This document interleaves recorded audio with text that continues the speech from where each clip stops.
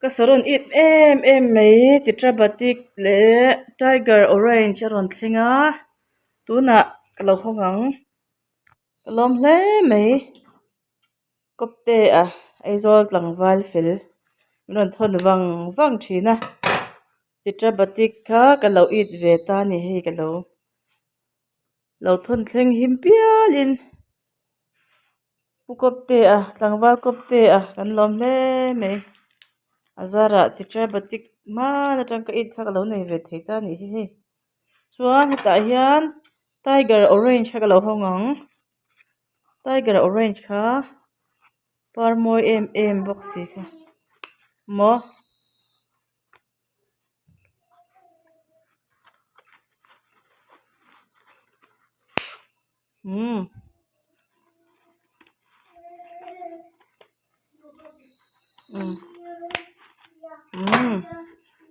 yeah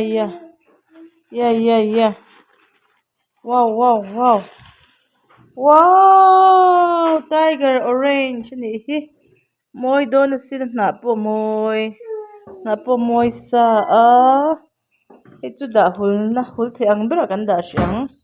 anna no sia foreign min ti chat sak ka lau e mai boin hi boite neng zat nge le boin ninga mo boin jun ninga nia for pui kan thleng chho do na kasaron it tak ka nei ta e chitra batik le tiger orange kabalom em o kina kala report don lo for zo ag report chawang ten om shit phot ro se lom le mai vai ho ale ya hian vai ho hian in ngen man o hu bu pol ti me ang bu pol bu hum bu fa vai mi tiang te chun hmang ani ko fa vai ante ka ti ang bu pol ni box si lo i bu herna kwang hei tiang hi bu hum bu si kan ti me don ni bu si ang hi an hmang ve ni vai ho hian mon phul tuar me chunga han det uta tan hmang ni karing eti hian heng ho asia hi kopte chu ama wa avi ani lo nia acha ve tho ni don hi asia hi ain du ve em thina vinun te hin har ve mo vinun hin har ve tuka saron sia hi chu atau po hi om reng ni moi em bok si an par hi mo kan hong zelang ti hian ko khachu chitra batik hi ka zong chiam to a leitur kha asengin awang anyang tu man ka nei ti lawa ase kopten ro cha thlinga kan ban pha ka lo om ve le ta ni hi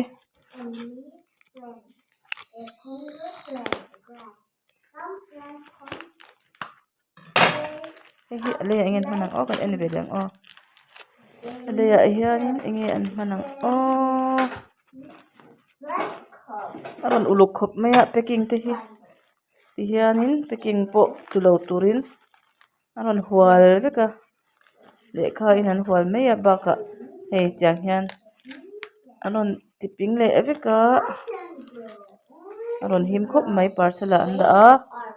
packing pon uluke khudet utte palu te an hmang ve ni hi le ya po mo leipo adur tha khop mai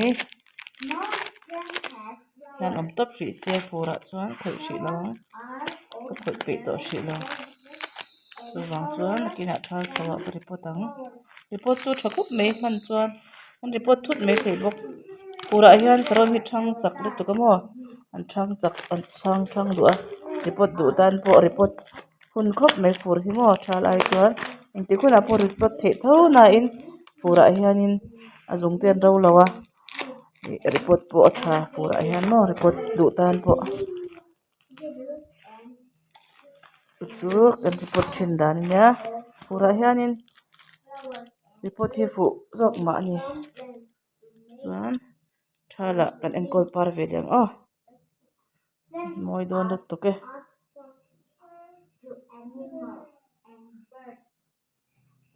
1 2 3 bloom bloom bloom bloom tiger orange moi sin moi don sin tiger orange pardan tuna chitra batik chitra batik pardan moi intivem kalau vitanga mo chuanin lawman pakhat na pahnih na te kan siam ve thin anga indong ve thin don nia ka saron vi nun te kan tuna bul kan tran chawa ma kan la ze lang saron kan vit nung le chur churang lo thlir tu te zong zong chunga lon thu ka soye chuan next a chuan eng emaw karon siam le mai theia ka next video pawh mi lo thlir sak turin thlir tu te zawain ka lo ngen de cheu ni weina tan chuan kanin bye bye le phut meng bye bye le phut mai ule